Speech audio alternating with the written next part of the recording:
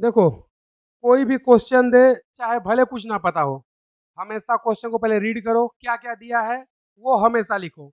आगे भले ना बने छोड़ दो, लेकिन तुम्हें पहला ही क्या करना है, क्या दिया है तुम्हें, जो जो दिया है वो लिख लो। तुम्हें अपवर्तनांक म्यू दिया है कितना, √3। उसके बाद आपतन कोण भी तुम्हें दिया है, आपतन कोण आई बराबर 60 डिग्री। और तुम्हें दूरी दिया है 5 सेंटीमीटर। अब तुम्हें ज्ञात क्या करने के लिए बोला है, लंबवत दूरी, लंबवत दूरी यानी एक्स, ये तुम्हें ज्ञात करना है। इतना तो सभी क्वेश्चन में लिख ही सकते हो। अब इसके बाद आगे की कहानी, क्या दिया है और क्या ज्ञात करना है। दिया है आपतन कोण, ज्ञात करना है एक्स। इनके बीच में कोई सूत्र है, अगर है तो लगाओ, आ जाएगा कि नहीं। तो देखोगे तो जब हम लोग सूत्र निकाल रहे थे तो उससे पहले एक स्टेप आया था, ए सी बटे सी डी बराबर साइन आई माइनस आर।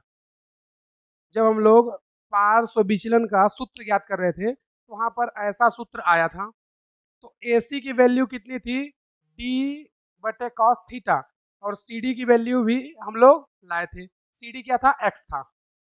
जो सी डी थी वो क्या थी, एक्स थी, और ए सी की वैल्यू क्या थी, डी बटे कॉस थीटा। तो हम लोग क्या करते हैं कि इस फार्मूले को यूज करेंगे, लेकिन देखोगे तो इसमें साइन आई दिया है, आर नहीं दिया है। आर की वैल्यू हमें चाहिए, तो पहले आर निकालो। तो म्यू बराबर फार्मूला क्या होता है, साइन आई बटे साइन आर। आई की वैल्यू दिया है, म्यू दिया है, साइन आर आ जाएगा। साइन आर को इधर ले आओ, साइन आर बराबर साइन आई यानी साइन 60 डिग्री बटे √3। म्यू की वैल्यू √3 दिया है ना, यहाँ से साइन आर आ जाएगा। साइन आर कितना आ जाएगा, साइन 60 की वैल्यू कितनी होती है, √3/2, और पूरे का तो देखोगे √3 कट जाएगा, और यहाँ से साइन आर कितना आ जाएगा, 1/2। और 1/2 साइन का कौन वैल्यू होता है, 30 डिग्री। तो साइन आर बराबर साइन 30 डिग्री, साइन से साइन कैंसल, आर बराबर 30 डिग्री। ये हमारे पास आ गया। हमें ए सी दिया हुआ है, वो दूरी 5 सेंटीमीटर। सी डी ज्ञात करना है, लंबवत दूरी ही ना, सी डी ही क्या थी, एक्स थी। तो एक्स हमें ज्ञात करना है, आर आ गया तो फार्मूले में रख देते हैं। ए सी कितना, 5 सेंटीमीटर, आंसर भी सेंटीमीटर में आएगा। और C D it means X हमें ज्ञात करना है। साइन आई की वैल्यू 60 डिग्री, आर की वैल्यू 30 डिग्री। तो यहाँ से 5 सेंटीमीटर बटे एक्स, इधर कितना बचेगा, साइन 30 डिग्री, साइन 30 की वैल्यू 1/2। तो 1/2 इधर 5/x, इसका इधर क्रॉस मल्टीप्लाई कर दो तो x बराबर क्या आ जाएगा, 5/2 बराबर 2.5 सेंटीमीटर। ये हो गया आंसर।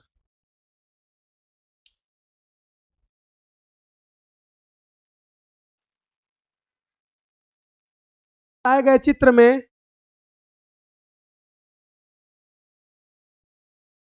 दर्शाए गए चित्र में दर्शाए गए चित्र में दर्शाए गए चित्र में 4 माध्यमों की सतह, दर्शाए गए चित्र में 4 माध्यमों की सतह एक दूसरे के समांतर है।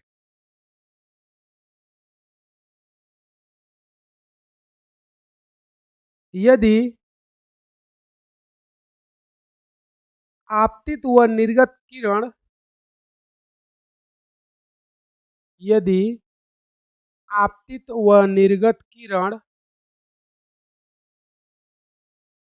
एक दूसरे के समांतर है, यदि आपतित व निर्गत किरण एक दूसरे के समांतर है तो निम्न में से कौन सा संबंध सही है?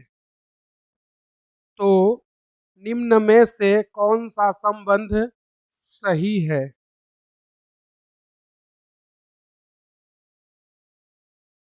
तो निम्न में से कौन सा संबंध सही है?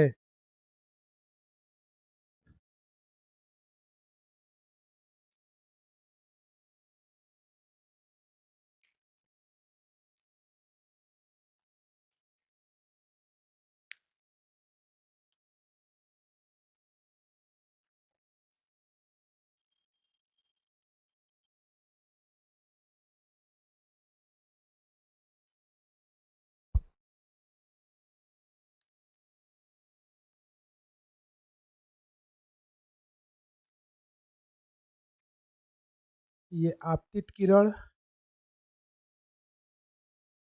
और ये निर्गत किरण।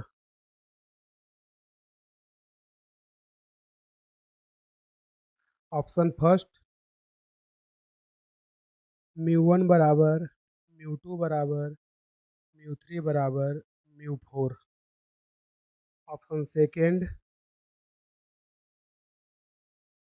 μ1 greater than μ4। Option third, μ1 less than μ4।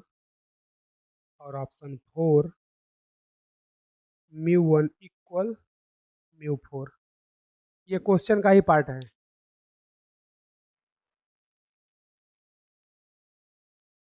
कि अगर आपतित किरण और निर्गत किरण यानी कि कोण आई का मान कोण ई के बराबर होता है, कोण आई बराबर कोण ई यानी कि आपतन कोण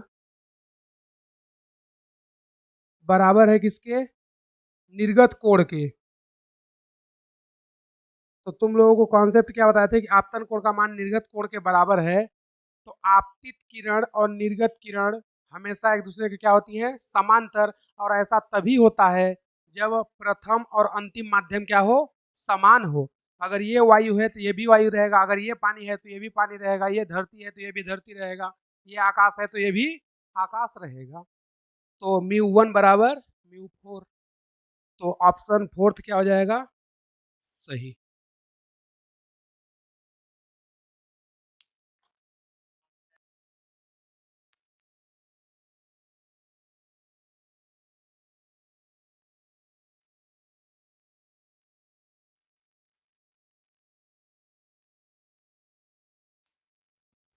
हेडिंग लिखना, वास्तविक ऊंचाई, वास्तविक ऊंचाई तथा वास्तविक ऊंचाई तथा आभासी ऊंचाई, वास्तविक ऊंचाई तथा आभासी ऊंचाई।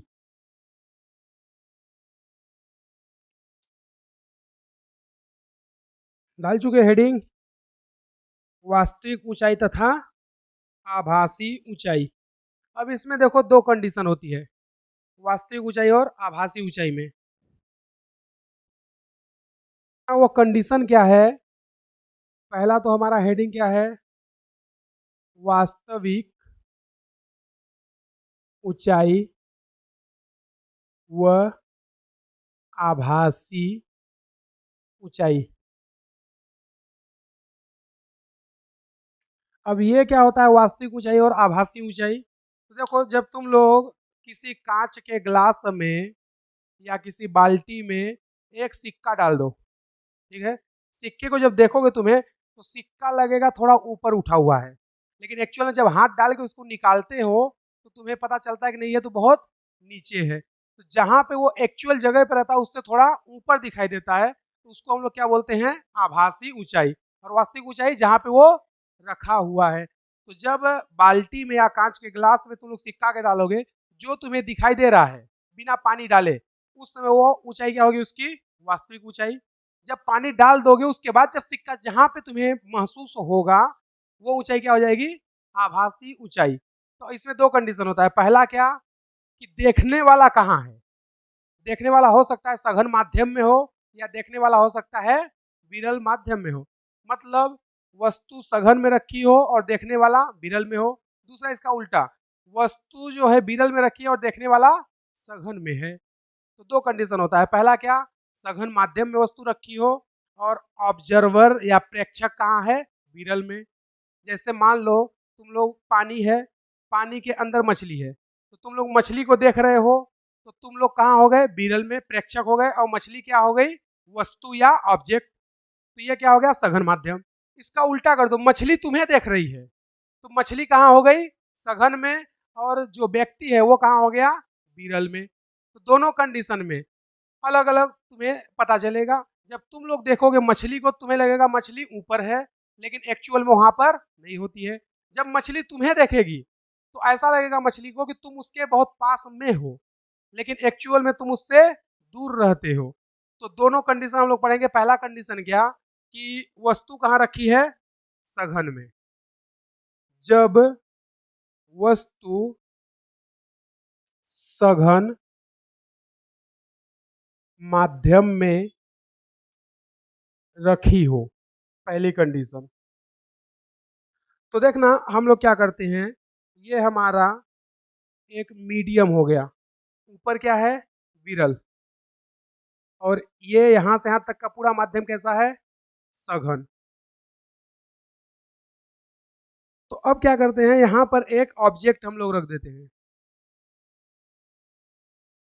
एक ऑब्जेक्ट या वस्तु को रख दे रहे हैं।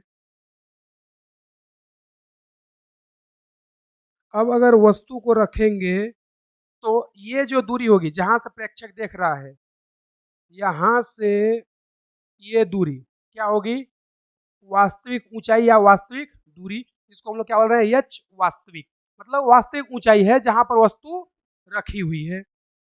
लेकिन जो विरल माध्यम में प्रेक्षक देख रहा है, उसे ये यहाँ पे दिखाई नहीं देगा, थोड़ा ऊपर देगा। तो देखना चाहते हैं कहाँ पर उसे दिखाई देता है। तो यहाँ पर क्या है कि यहाँ से प्रकाश की किरणें चलेंगी इस तरह से, लेकिन प्रेक्षक को ये थोड़ा उठा हुआ दिखाई देगा। ये तो सीधे अभिलंबवत चली गई, और हमें पता है कि अगर अभिलंबवत कोई प्रकाश की किरण आपतित होती है तो अपवर्तित भी उसी पथ पर वापस लौट जाती है, उत्क्रमणीयता। तो जिस मार्ग में आएगी वो उसी में ये आएगी और उसी में चली जाएगी, इससे कोई फर्क नहीं पड़ेगा। यानी कि वस्तु जहाँ पे है वहीं पे दिखाई देगी, कब, जब अभिलंबवत है। लेकिन उससे अभिलंबवत के अलावा कहीं से भी देखोगे तो क्या दिखाई देगा, हल्का ऊपर। तो हम लोग ऐसा मान रहे हैं कि ऑब्जर्वर जो है वो यहाँ पे है। ये कौन है, प्रेक्षक, इंग्लिश में क्या बोलते हैं, ऑब्जर्वर। प्रेक्षक यहां से देख रहा है, तो इसका जो प्रतिबिंब है उसे यहाँ पे दिखाई देगा, यानी कि उसे लगेगा कि ये वस्तु यहाँ नहीं है बल्कि यहाँ है। तो अब ये क्या हो गई, यहाँ से यहाँ तक की दूरी आभासी। तो इसको हम लोग क्या ले लेते हैं, एच आभासी। ठीक है, तो ये क्या बचा, ये बचा उठाव, मतलब कितना उठा हुआ उसे दिखाई दे रहा है। भाई ये हो गया एच वास्तविक और ये हो गया एच आभासी। उसे कितना ऊपर वस्तु उठी हुई दिखाई देती है। तो ये यहाँ से लेकर यहाँ तक की दूरी क्या हो गई, उठाव।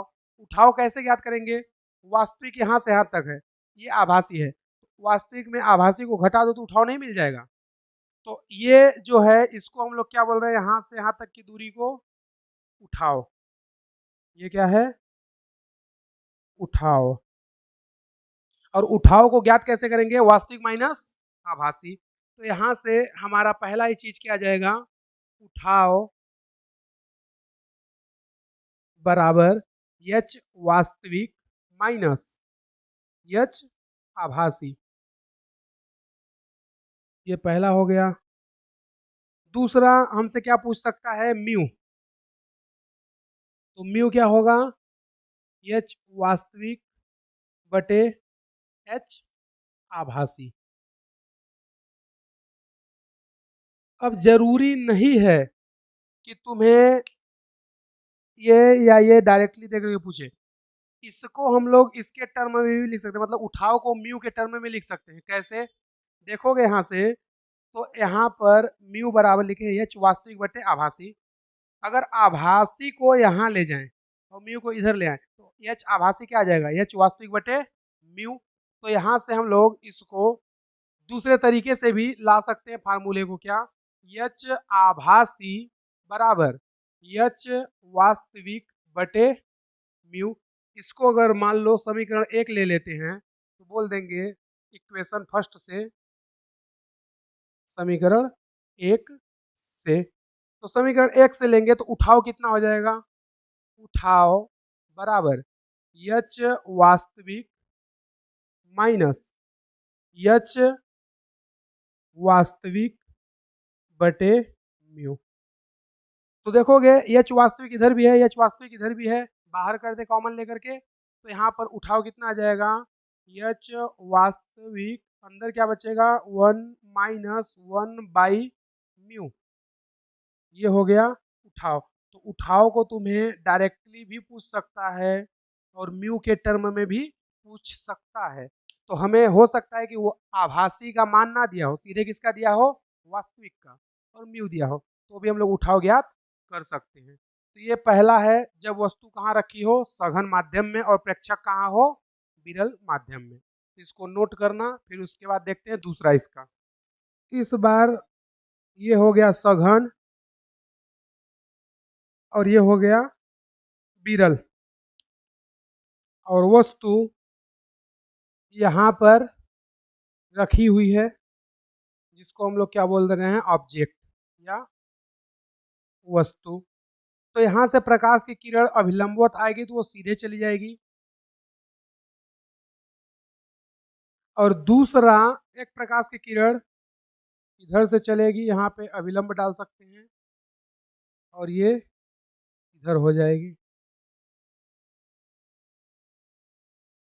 और ऑब्जर्वर जो है वो कहाँ है, इस बार सघन माध्यम में, प्रेक्षक। तो प्रेक्षक इस बार सघन माध्यम में है, तो प्रेक्षक को वस्तु कहाँ दिखाई देगी,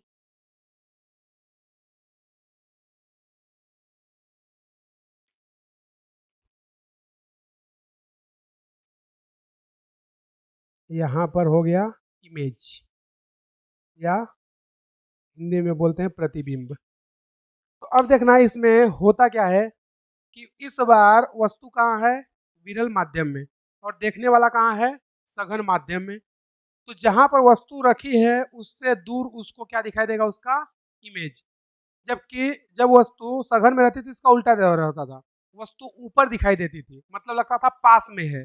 लेकिन जब सघन से कोई देखता है तो वस्तु उसको पास में नहीं बल्कि क्या लगता है, दूर में, लेकिन एक्चुअल में दूर में नहीं होता है। तो हम लोग देखना चाहते हैं कि ये कितना दूर पर रहता है। तो यहाँ से यहाँ तक की दूरी क्या हो जाएगी, ये दूरी हो जाएगी एच वास्तविक, और यहाँ से यहाँ तक की दूरी ये क्या हो जाएगी, एच आभासी, और ये दूरी क्या हो जाएगी, ये हो जाएगा उठाव, या इसी को दूरी भी बोल सकते हैं।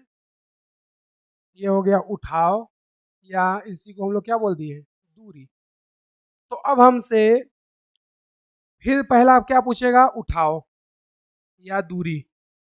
तो उठाव या दूरी कैसे ज्ञात करेंगे, अगर हमें एच आभासी में से एच वास्तविक को घटा दें तो क्या मिल जाएगा, उठाव। भाई यहाँ से यहाँ तक की दूरी क्या है, एच आभासी, उसमें से वास्तविक को घटा दो तो बचेगा क्या, दूरी या उठाव।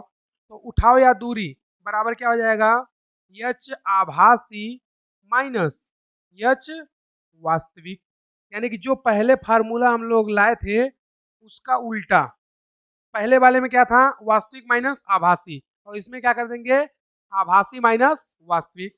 दूसरा म्यू निकालेंगे, तो म्यू जहां से चल रहे हैं आभासी, एच आभासी बटे जहां पहुंच रहे हैं एच वास्तविक, यानी कि जो वहां पे था उसका उल्टा। अब यहां पर देखोगे तो अगर हम लोग सेम उसी के टर्म में लिखे, एच आभासी का मान यहाँ से निकालना चाहें तो यहाँ से एच आभासी क्या आ जाएगा, देखो एच आभासी बराबर म्यू इंटू एच वास्तविक। इसको इसमें रख देते हैं या समीकरण 1 ले लें और बोल दें समीकरण 1 से। तो समीकरण 1 से हमें क्या मिल जाएगा, उठाव या दूरी। तो उठाव या दूरी अगर हम लोग देखें तो उसमें रख देते हैं, कितना मिल जाएगा, एच म्यू इंटू एच वास्तविक माइनस एच वास्तविक। अब देखोगे एच वास्तविक यहाँ भी है और यहाँ भी, दोनों जगह क्या करें, कॉमन लेकर के बाहर कर देंगे तो अंदर क्या बचेगा, अंदर बचेगा म्यू माइनस 1 इंटू एच वास्तविक।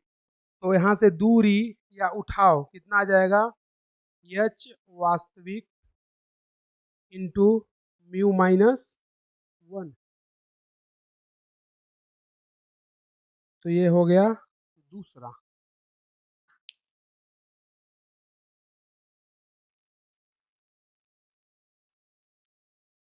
एग्जाम्पल देखते हैं जो अभी पढ़े हैं। एग्जाम्पल में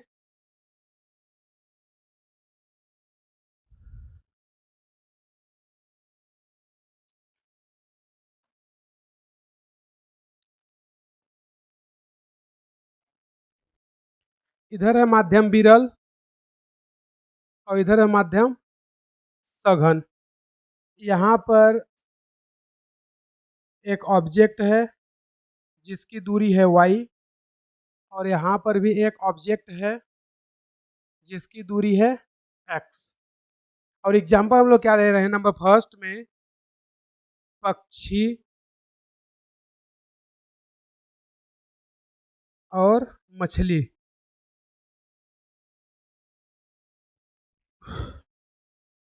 दूसरा क्या ले रहे हैं,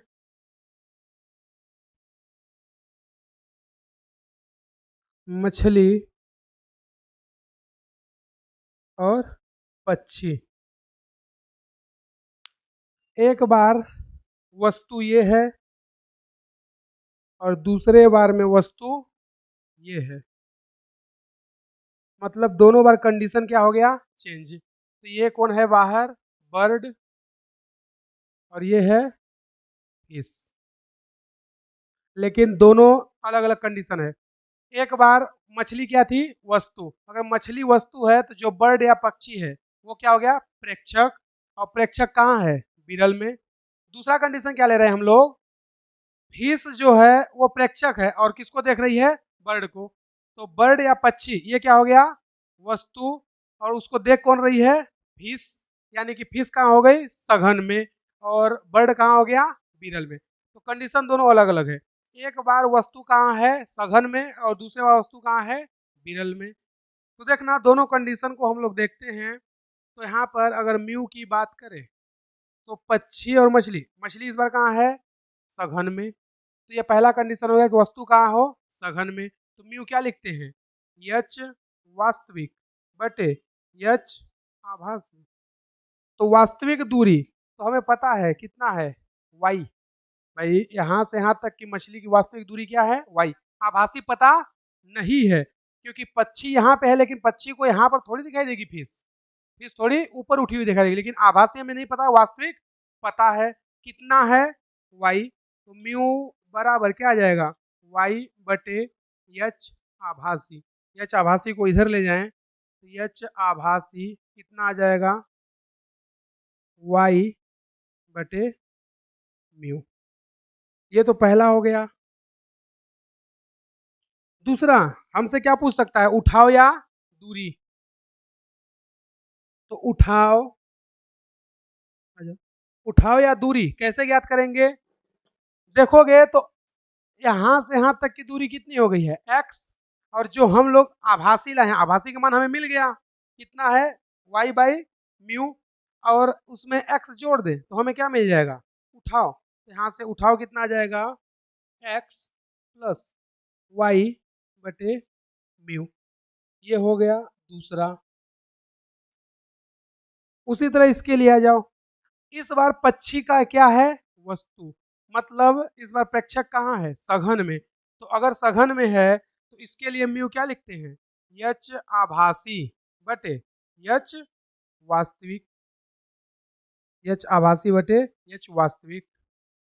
दूसरा, अगर हमसे पूछा जाए तो यहाँ पर आभासी बटे वास्तविक, हमें यहाँ से देखोगे तो पक्षी क्या है, इस बार वस्तु है, और प्रेक्षक कौन है, फिश है। तो पक्षी जो है हमारा वस्तु हो गया और फिश क्या हो गया, प्रेक्षक। और प्रेक्षक कहाँ है इस बार, सघन में। तो सघन वाले का ये फार्मूला क्या होता है, म्यू बराबर एच आभासी बटे वास्तविक। तो म्यू बराबर एच वास्तविक बटे आभासी, हमें देखोगे तो ये मान पता है, ये जो मान है वो दिया हुआ है, कितना, म्यू बराबर एच आभासी बटे वास्तविक, कितना है ये, एच आभासी ज्ञात करना है, वास्तविक कितना है, वाई। तो ये पहला हो गया। और यहाँ से चाहे तो एच आभासी बराबर क्या कर सकते हैं, म्यू इंटू वाई, ये भी वही है। उठाव कैसे ज्ञात करेंगे, उठाव बराबर जो भी है उसमें क्या जोड़ दें, एक्स, एक्स प्लस क्या हो जाएगा, म्यू वाई। तो ये हो गया उठाव। यानी कि ये पर्सनल जो फार्मूला बन रहा है ये सिर्फ किसके लिए है, मछली और पक्षी से रिलेटेड जो भी क्वेश्चन आएंगे उनके लिए, बाकी सभी में इनको यूज नहीं करेंगे। ये सिर्फ किसके लिए है, बर्ड और फिश वाले क्वेश्चन के लिए स्पेशल।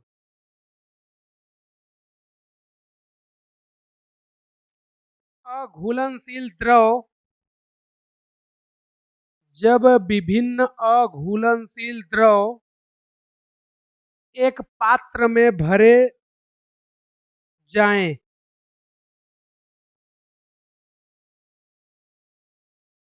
जब विभिन्न अघुलनशील द्रव एक पात्र में भरे जाएं,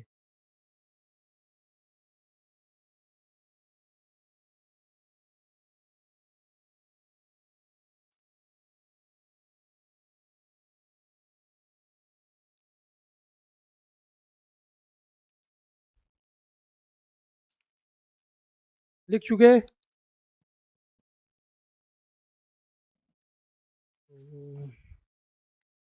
तो चलो उसको भी देख लेते हैं क्या ये बोल रहा है।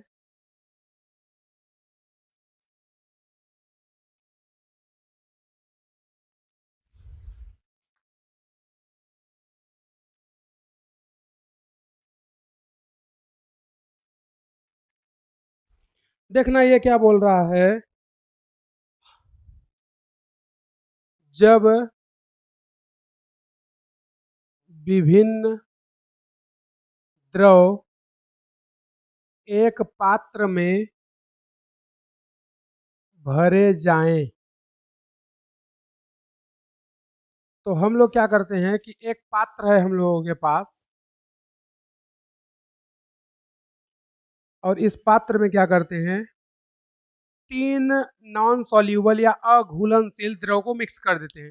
मतलब वो आपस में मिक्स नहीं होंगे, जैसे पानी और तेल को डाल दो तो वो मिक्स नहीं होगा, तो पहले पानी डाल दो फिर तेल डाल दो फिर पानी डाल दो तो मिलेंगे नहीं, तो तीनों कैसे हो जाएंगे, अघुलनशील। ये बोलता है कि जब ऐसा द्रव लो कि सभी क्या हो अघुलनशील, तो उनको आपस में एक पात्र में रख देते हैं। तो मान लेते हैं कि यहाँ पे जो द्रव है उसका अपवर्तनांक μ1, यहाँ पे जो है उसका अपवर्तनांक μ2, और यहाँ पे जो है उसका अपवर्तनांक μ3। इस द्रव की ऊंचाई कितनी है, h1, और इसकी h2, और इसकी h3। तो हम लोग बोल सकते हैं H वास्तविक बराबर H1 plus H2 plus H3, ऐसा बोल सकते हैं। और म्यू क्या होगा, म्यू होता है H वास्तविक बटे H आभासी।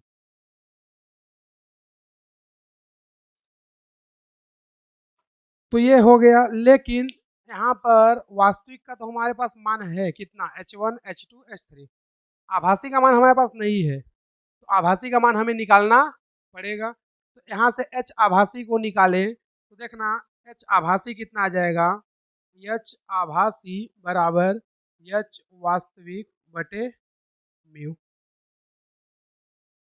और एच वास्तविक का मान कितना है, H1 plus H2 plus H3, यहाँ पे रख देंगे बटे म्यू। तो यहाँ से एच आभासी क्या आ जाएगा, H1 बटे mu, sorry H1 plus H2 plus H3 बटे म्यू। ऐसा कर सकते हैं, बोलो। लेकिन म्यू तो यहाँ तीन तीन है, म्यू1 म्यू2 म्यू3, यहाँ पर म्यू हमारे पास तीन है, म्यू1 म्यू2 म्यू3। अब किस म्यू को लें, तो फिर क्या करते हैं हम लोग, ये जो एच आभासी है इसको हम लोग ऐसे लिखते हैं, एच आभासी बराबर H1 बटे म्यू1 प्लस H2 बटे म्यू2। भाई म्यू क्या है, कुल अपवर्तनांक या तुल्य अपवर्तनांक, और तुल्य अपवर्तनांक क्या होगा, म्यू1 प्लस म्यू2 प्लस म्यू3 और प्लस H3 बटे म्यू3। ये एक्चुअल में हमारे पास एच आभासी का फार्मूला है जिसे हमें यूज करना है। यहाँ से दूरी या उठाव भी हम लोग ज्ञात कर सकते हैं, दूरी या उठाव। तो दूरी या उठाव का फार्मूला क्या यूज करते थे, देखोगे तो यहाँ से हम लोग निकाल सकते हैं H1 को बाहर, अंदर क्या बचेगा 1 माइनस 1 बाई म्यू1 प्लस H2 अंदर क्या बचेगा 1 माइनस 1 बाई म्यू2 प्लस H3 अंदर क्या बचेगा 1 माइनस 1 बाई म्यू3। तो ये हो जाएगा दूरी या उठाव का फार्मूला। समझे, इसको छाप दो।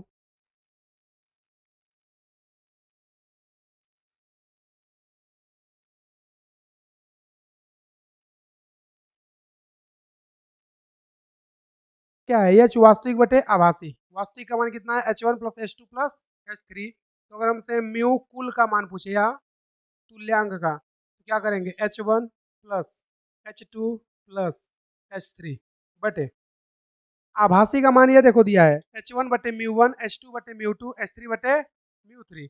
यहाँ से आ जाएगा H1 बटे म्यू1 प्लस H2 बटे म्यू2 प्लस H3 बटे म्यू3। तो ये कुल म्यू का भी मान है। तो तीन फार्मूला, पहला क्या, आभासी वास्तविक पता ही है, और दूसरा दूरी या उठाव, और तीसरा म्यू तुल्यांक या कुल म्यू।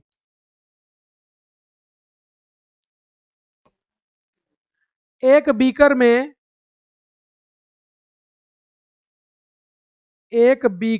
तीन प्रकार के,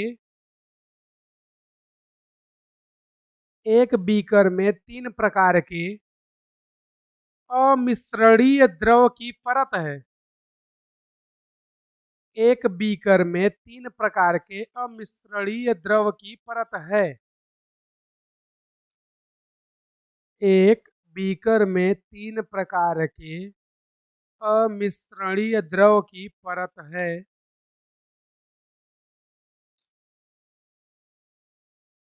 प्रथम परत पानी,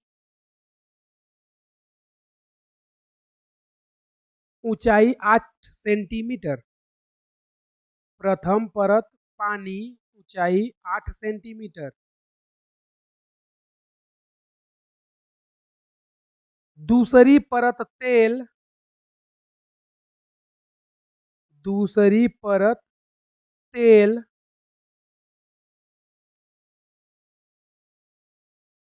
दूसरी परत तेल, म्यू बराबर 3/2,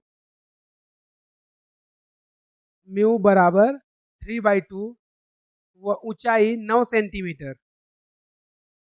म्यू बराबर 3/2 व ऊंचाई 9 सेंटीमीटर। तीसरी परत ग्लिसरीन, तीसरी परत ग्लिसरीन, म्यू बराबर 2 व ऊंचाई 4 सेंटीमीटर है। तीसरी परत ग्लिसरीन म्यू बराबर 2 व ऊंचाई 4 सेंटीमीटर है, तो तुल्य अपवर्तनांक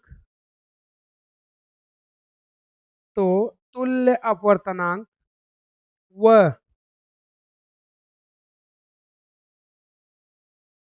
कुल दूरी ज्ञात कीजिए। तुल्य अपवर्तनांक व कुल दूरी या उठाव ज्ञात कीजिए। क्वेश्चन नंबर कितना है?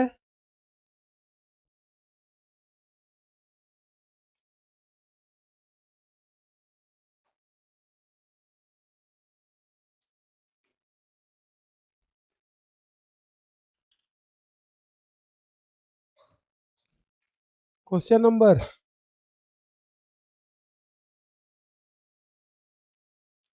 तुम्हें बोला है कि एक बीकर में 3 अमिश्रणीय द्रव दिया गया है, जिसमें पहला क्या है?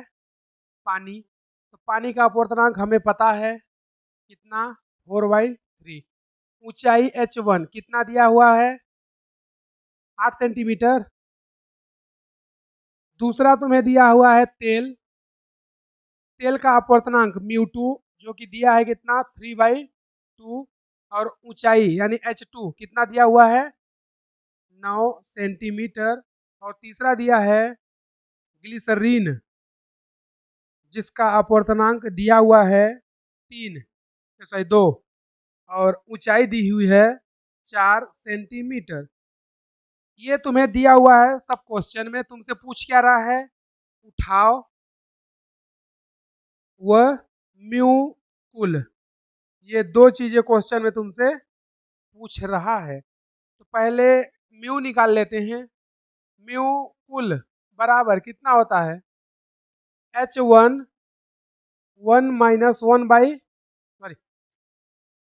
h1 plus h2 plus h3 बटे h1 बटे μ1, h2 बटे μ2, h3 बटे μ3। किसका मान नहीं दिया है? ये नहीं दिया है। तुम्हें ये दे भी देगा ना तो भी नहीं याद कर सकते, क्योंकि तुम्हारा ध्यान तो बात करने में है। ऐसा लगता है जैसे कि कल वो तुम्हें मिलेगा ही नहीं। आज ले जाना रात भर घर में उसको और बात कर लेना। h1 का मान कितना है? 8, h2 का 9, h3 का 4 बटे इसका मान कितना? h1 8 बटे 4 बटे 3 प्लस 9 बटे 3/2 प्लस 4/2। तो 8 9 17, 17 4 21 बटे नीचे की राशि ऊपर जाएगी, कितना जाएगा? 8 3 24, नीचे का ऊपर 9 दूना 18 और ये तो कट जाएगा, 2 बचेगा। तो इसको देख लेते हैं कितना? 24 बटे 4 प्लस 18 बटे 3 प्लस 2, यही बचेगा। ये इससे कट गया 6, ये इससे कट गया, कितना जाएगा? सॉरी 6 ये भी आएगा। तो 21 बटे 6 6 12 12 2 14, 7 त्रिक 21, 7 दूना 14। तो म्यू नेट या म्यू टोटल कितना आ जाएगा? 3/2। इसका मतलब कि जो हमने 3 द्रव लिया था वो पूरा कैसा व्यवहार करेगा? कांच के जैसे, क्योंकि 3/2 किसका होता है? कांच का। यानी पूरा का पूरा सिस्टम कैसा व्यवहार करेगा? कांच के जैसा। दूसरा हमसे क्या पूछा है? उठाव। उठाव क्या करना है? h1 1 minus 1 by μ1 plus h2 1 minus 1 by μ2 plus h3 1 minus 1 by μ3। कितना आ जाएगा? h1 का मान 8, 1 माइनस 1 बाई μ1 का मान 4/3, 4/3 दिया है ना, प्लस h2 का मान 9, 1 माइनस 1 बाई μ2 का मान 3/2 प्लस h2 का मान h3 का मान दिया है 4, 1 माइनस 1/2। इसको सॉल्व करते हैं, ये 8 ही रहेगा। ये ऊपर चला जाएगा 4 एकम 4 माइनस 3/4। इसको ध्यान से देखना, जब बटे का बटे हो तो नीचे की राशि ऊपर चली जाएगी, तो ऊपर क्या बचेगा 3 और नीचे क्या बचेगा 4। 4 का इससे मल्टीप्लाई करो, 4 एकम 4 माइनस यहाँ क्या था 3 और बटे क्या रह जाएगा 4, तो 4 माइनस 3/4। यहाँ पे डायरेक्ट कर दे रहे हैं, बस एक को बता दे रहे हैं कैसे किए हैं। ये 1 माइनस 3/4 ऐसे होगा, और इसको जब हल करोगे तो 4 एकम 4 माइनस 3/4। एक का एक्सप्लेनेशन यहाँ पे लिख दिए हैं, बाकी का सब ऐसे ही होगा, हम यहाँ पे डायरेक्ट कर दे रहे हैं।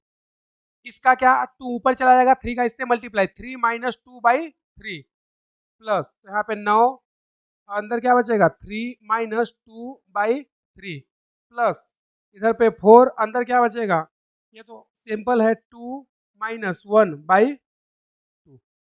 सॉल्व करते हैं, 4 माइनस 3 कितना बचेगा 8/4। भाई 4 माइनस 3 कितना होगा, एक का 8 से मल्टीप्लाई करोगे तो वही आएगा, ये कट जाएगा, कितना बचेगा 2 प्लस ये 9 3 माइनस 2 तो ये इतना बचेगा, इससे कट गया, कितना बचा 3 प्लस 2 माइनस 1 कितना बचेगा 1 और 1 का इससे मल्टीप्लाई, तो ये बचेगा 4/2। इसको इससे उड़ा दो तो बचेगा 2, कितना आ गया 3 2 5 5 2 7।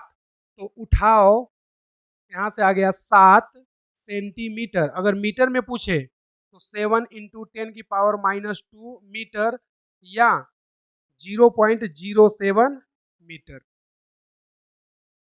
सभी का मतलब एक ही है, वो डिपेंड करता है कि ऑप्शन क्या दिया है। किसी पात्र के आधे भाग में म्यू अपवर्तनांक वाला द्रव,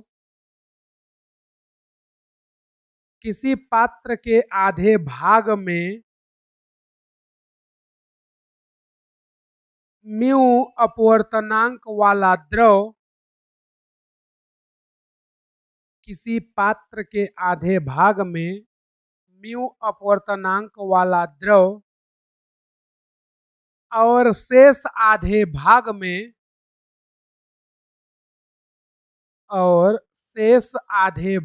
में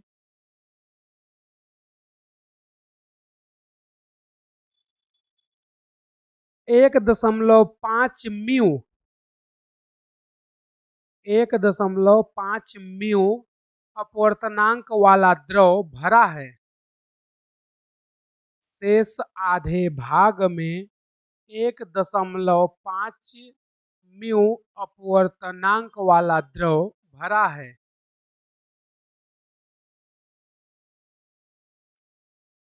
यदि निकाय की आभासी ऊंचाई, यदि निकाय की आभासी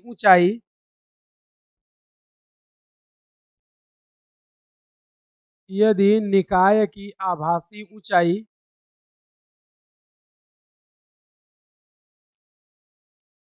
उसकी वास्तविक ऊंचाई का 50% है, यदि निकाय की आभासी ऊंचाई उसकी वास्तविक ऊंचाई का 50% है।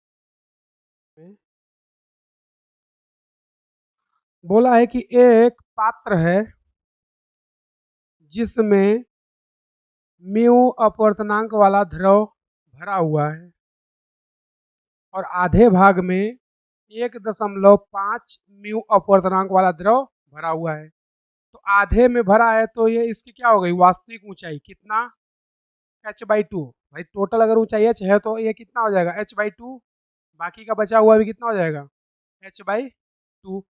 तो ये क्या हो गया इसका वास्तविक ऊंचाई, और h वास्तविक बराबर क्या होता है h1 प्लस h2, यानी कि h/2 प्लस h/2।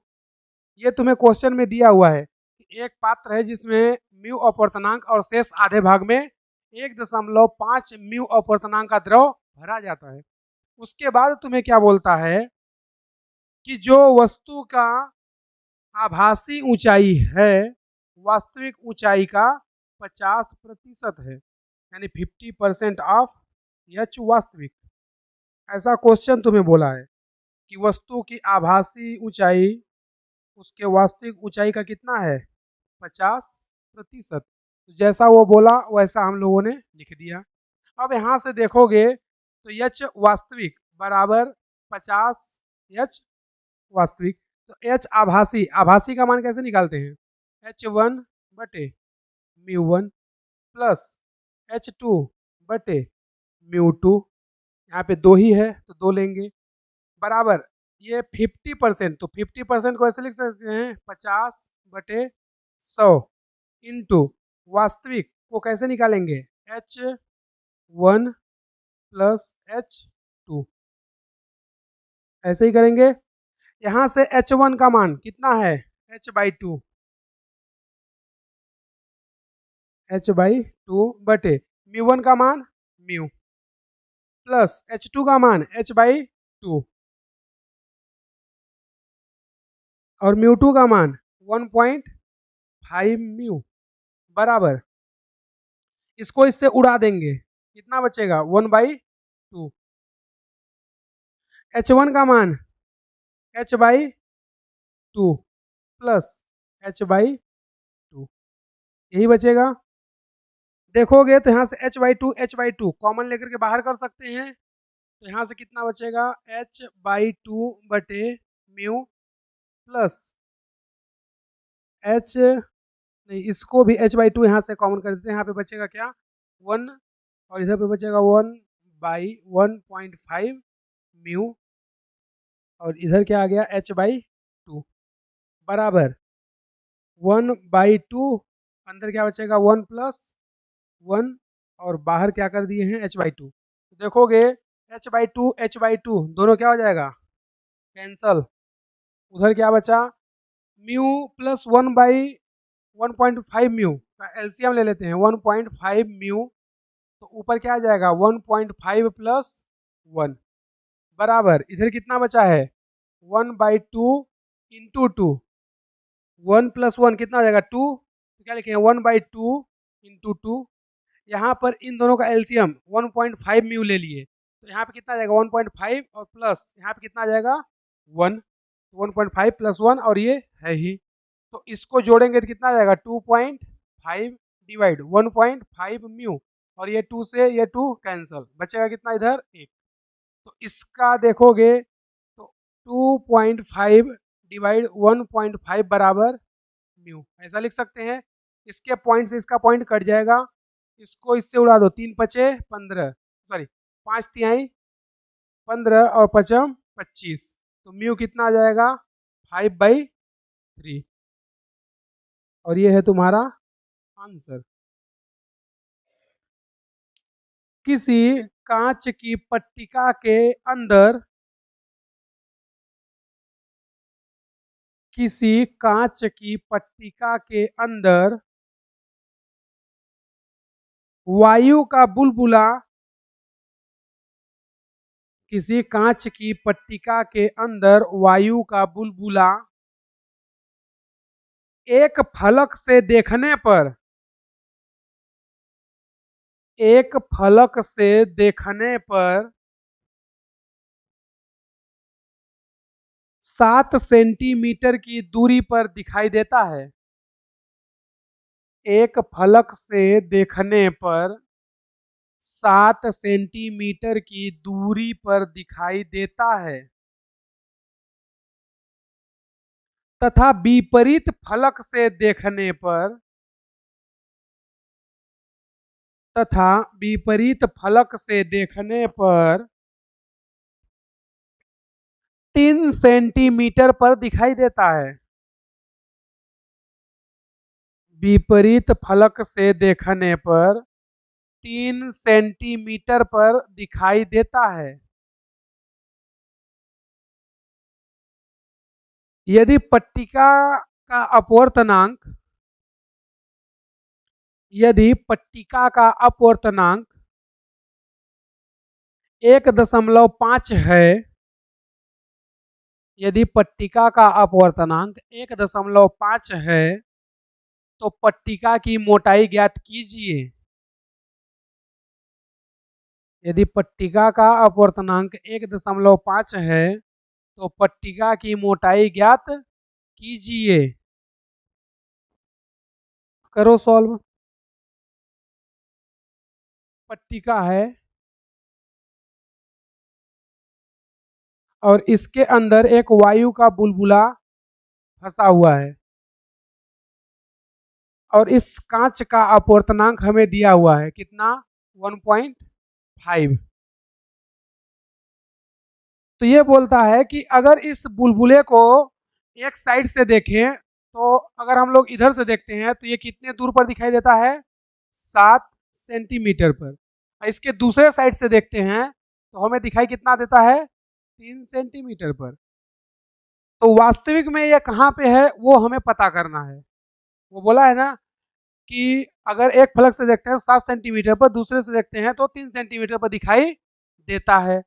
तो हम लोग इधर से देख रहे हैं तो 7 सेंटीमीटर दिखाई, इधर से देख रहे हैं तो 3 सेंटीमीटर पर। इसका मतलब कि जो प्रेक्षक है वो कहाँ है विरल में और वस्तु कहाँ है सघन में। तो हम लोग म्यू किसका लेते हैं हमेशा जहां वस्तु रखी रहती है, जहां प्रेक्षक रहता है। तो यहाँ पर देखोगे तो 7 सेंटीमीटर इधर से है, 3 सेंटीमीटर इधर से, मतलब आभासी दूरी हमें दिया है कितना 10।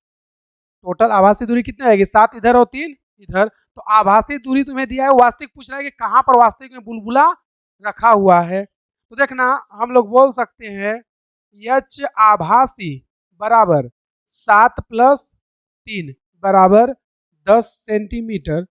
म्यू बराबर क्या होता है एच वास्तविक बटे एच आभासी। म्यू क्या होता है एच वास्तविक बटे आभासी। तो वास्तविक का मान हमें ज्ञात करना है। म्यू का मान कितना दिया है 1.5। एच वास्तविक ज्ञात करना है, एच आभासी का मान कितना है 10। तो यहाँ से एच वास्तविक कितना आ जाएगा 1.5 इंटू 10 बराबर 15 सेंटीमीटर। तो आंसर कितना होगा 15 सेंटीमीटर। तो ये इस क्वेश्चन का आंसर है और ये क्वेश्चन आया था नीट 2016 में।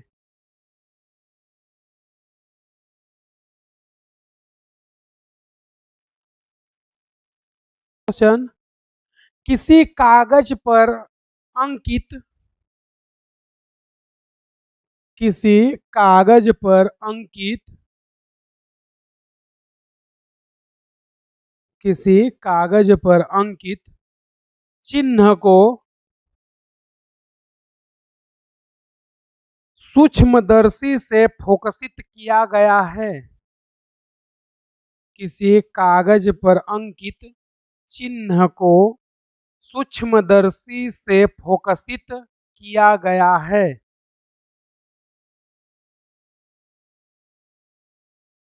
यदि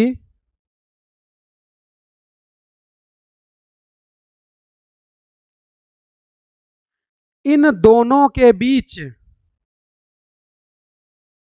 यदि इन दोनों के बीच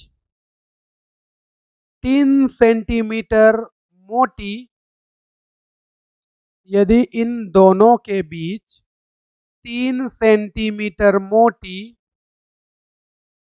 व 1.5 अपवर्तनांक वाली 3 सेंटीमीटर मोटी व 1.5 अपवर्तनांक वाली कांच की पट्टिका रखी जाए। कांच की पट्टिका रखी जाए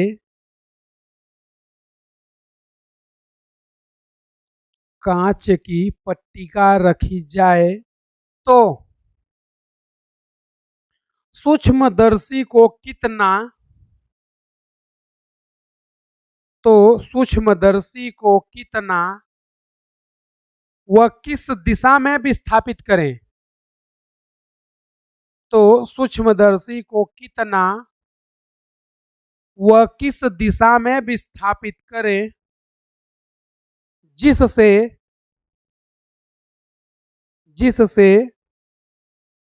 चिन्ह पुनः फोकसित हो जाए। जिससे चिन्ह पुनः फोकसित हो जाए। जिससे चिन्ह पुनः फोकसित हो जाए। करो सॉल्व। ना क्वेश्चन क्या बोला है क्वेश्चन बोलता है कि एक कागज है, इस कागज पर एक चिन्ह अंकित है और इस चिन्ह को कौन देखता है? सूक्ष्मदर्शी। तो सूक्ष्मदर्शी को यहां पर बना देते हैं कि एक सूक्ष्मदर्शी है जो इसको देख रही है। तो इसे जो भी दिखाई देगा वो क्या दिखाई देगा? वास्तविक। लेकिन वो क्या बोलता है कि इस सूक्ष्मदर्शी और इस चिन्ह, ये कागज है और कागज पर क्या एक चिन्ह लगा है, ये है कोई चिन्ह, और ये कौन है? सूक्ष्मदर्शी।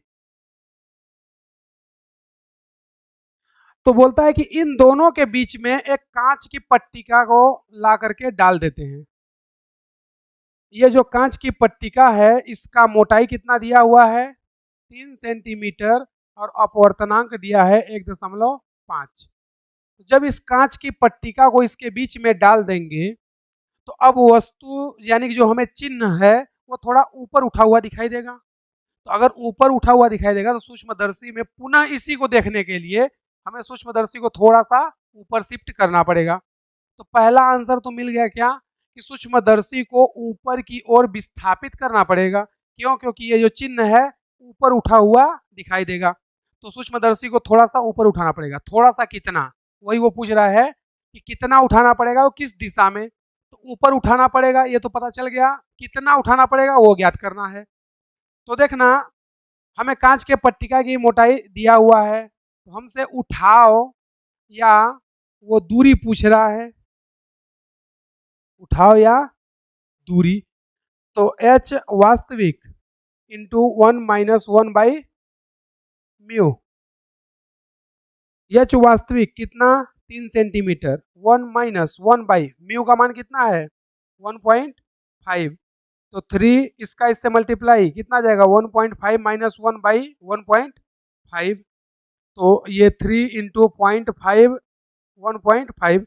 तो ये इससे कैंसिल कितना आ जाएगा? 5 तिहाई 15। 3 से 3 कैंसिल, कितना आ जाएगा? 1 सेंटीमीटर। तो उठाओ या दूरी कितना आएगी? 1 सेंटीमीटर। मतलब सूक्ष्मदर्शी को 1 सेंटीमीटर ऊपर उठाना पड़ेगा। तो दोनों आंसर आ गया। पहला कितना उठाना पड़ेगा? 1 सेंटीमीटर। किस दिशा में? ऊपर की ओर। और ये क्वेश्चन आया था AIPMT 2011 में।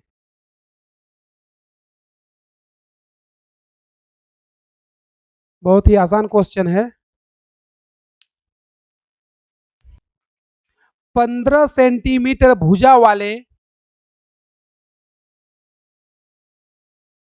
15 सेंटीमीटर भुजा वाले 15 सेंटीमीटर भुजा वाले घन के अंदर 15 सेंटीमीटर भुजा वाले घन के अंदर वायु का एक बुलबुला उपस्थित है।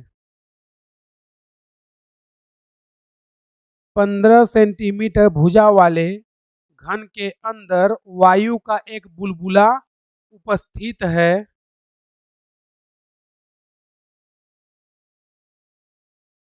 जब बुलबुले